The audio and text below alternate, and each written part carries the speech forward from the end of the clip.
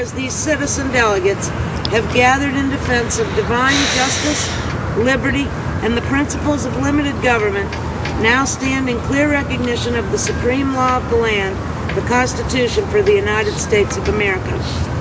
Therefore, we demand that government immediately reestablish constitutional rule of law, lest the people be forced to do so themselves.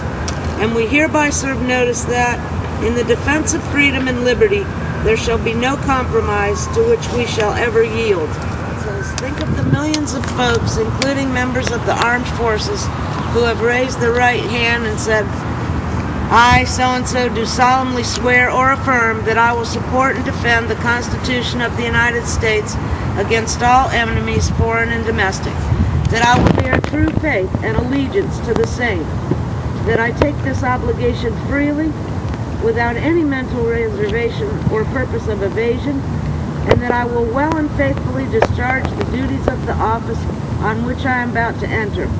So help me God. So how does anyone who has taken this vow, elected officials especially, reconcile this with the violations that have been committed against our Constitution and what those violations have done and are doing to America, with effects for generations to come? Let's briefly review some of the violations of the Constitution. In full view of the public, let the record be made. Let all hear the facts, and the facts are these. The Constitution of the United States has been violated over many administrations, across all branches of government and by both parties. Each and every violation of the Constitution has a devastating and undermining effect on our economy, our people, our families, our way of life, our national reputation, our prosperity, and our future. For decades, our government has been meddling in the internal affairs of other countries without any constitutional authority, causing foreign nationals to direct their hostilities towards us, which has given us a war on terror and a growing police state that is repugnant to the Fourth Amendment and the general welfare of a free people. For decades, we have had undeclared wars in violation of the War Powers Clause of Articles 1 and 2. We are now gifting and lending public money and credit to private corporations for decidedly private purposes, corporate welfare, without any constitutional authority whatsoever. We have a fiat currency in violation of the money clauses of Article 1. We have been emitting trillions of dollars worth of bills of credit through or under the auspices of the Federal Reserve System in violation of Article 1. We have been incurring trillions of dollars worth of debt for the payment of expenditures for programs and activities that are not enumerated in Article 1 and therefore not authorized. We have a fraudulently ratified 16th Amendment in violation of Article 5, a direct, unapportioned tax on labor, in violation of the tax clauses of Article 1, and a judicial system that refuses to consider the evidence in violation of Article 3. For decades, we have had unenforced immigration laws in violation of that mandate plainly worded in Article 2 that requires the President to faithfully execute all the laws passed by Congress. We have a President whose father was not an American citizen, a violation of Article 2.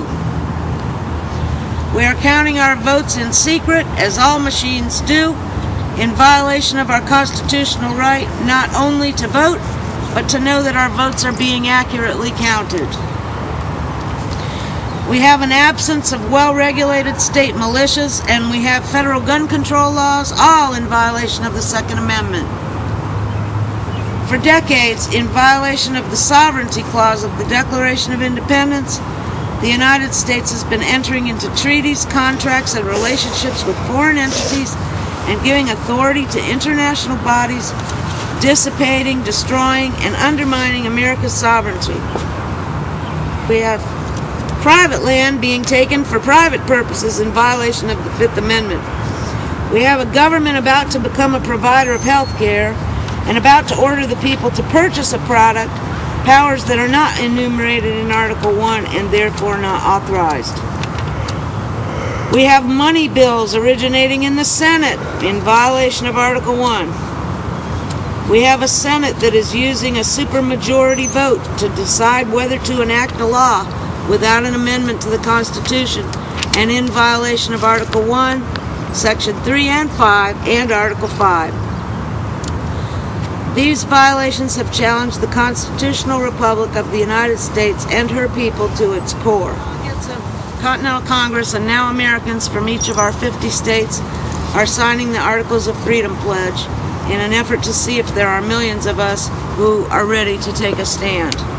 The pledge signifies the belief that for decades many administrations, both political parties, have been violating the Constitution and the states have acquiesced, and that the Articles of Freedom should be served on key elected officials in the federal government and all 50 state governments, and that the federal and state officials should comply with the remedial instructions designed to put an end to the violations and restore constitutional government, and if the government officials refuse to comply, the people shall engage in a nationwide, well-organized, proactive, non-violent series of civic actions, including economic sanctions, if ultimately necessary, to peaceably procure the relief they are entitled to under our system of government. Here's the pledge. In full view of the Creator as my witness, I hereby pledge to join with millions of Americans to hold our elected and appointed officials accountable to their oath of office, to preserve, protect, and defend the Constitution for the United States of America.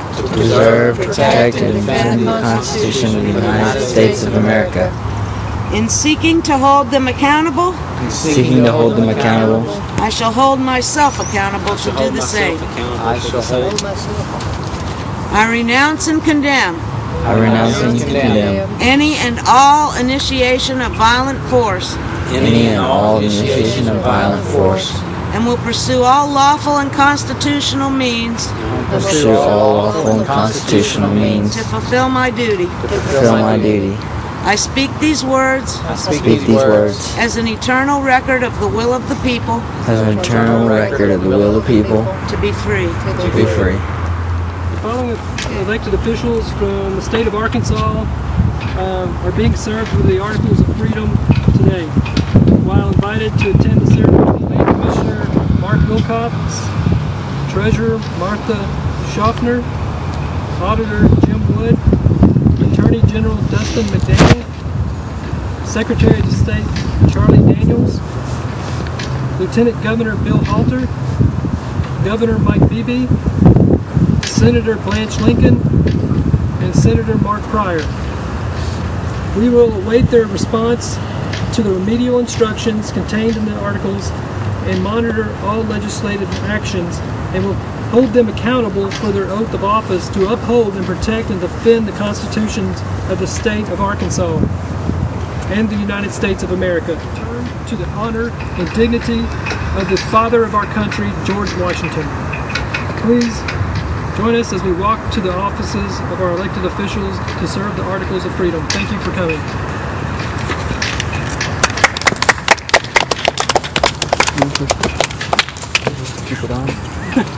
I just want to commend Dennis today for his courage and for his stand that he took here on the Capitol building steps and presenting these truths to America. It's about time that we need men of character and courage, not necessarily men of great pomp and circumstance. So